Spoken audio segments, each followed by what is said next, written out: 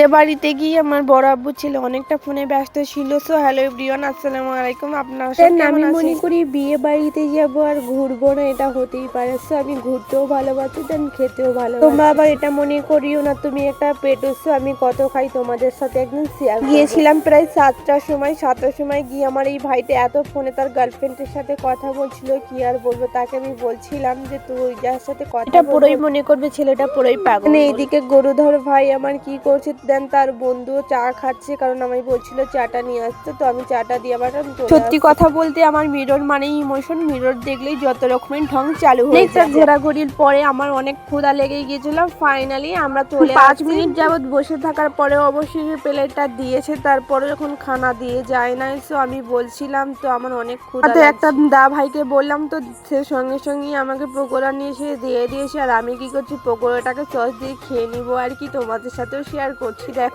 একটা টেবিলে 4 জনা বসে, 2 জনে পিচ্চি ছিল আর আমি আর আমার একের পর এক খাবার দিতে আধা পাল্লবিটা খেয়ে আমার পুরোই পেট ভরে গিয়েছিল। বিরিয়ানি খাবার মতন ছিলাম না, তারপরেও কিছু করার নেই, বিরিয়ানিটা খাচ্ছিলাম আর কি।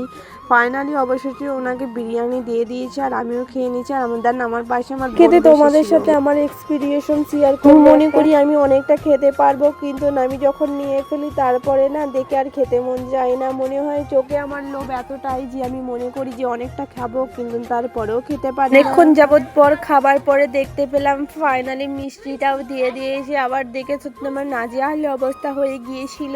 এখানে আমার ভাইরা কি করছে দেখতে পাচ্ছি, বেলুনস নিয়ে চলে আসছে বাচ্চাদের দেওয়ার জন্য। আর ফাইনালি অবশেষে বর চলে আসছে। সেই সময় একটা মেয়ে সেই সময়ের জন্য ওয়েট করে, যে সময়টা অবশেষে ওর চলে আসছে। তো আজকের ব্লগ এই পর্যন্ত, দেখা হচ্ছে নেক্সট ব্লগে আর পার্ট 4 নিয়ে আসবো।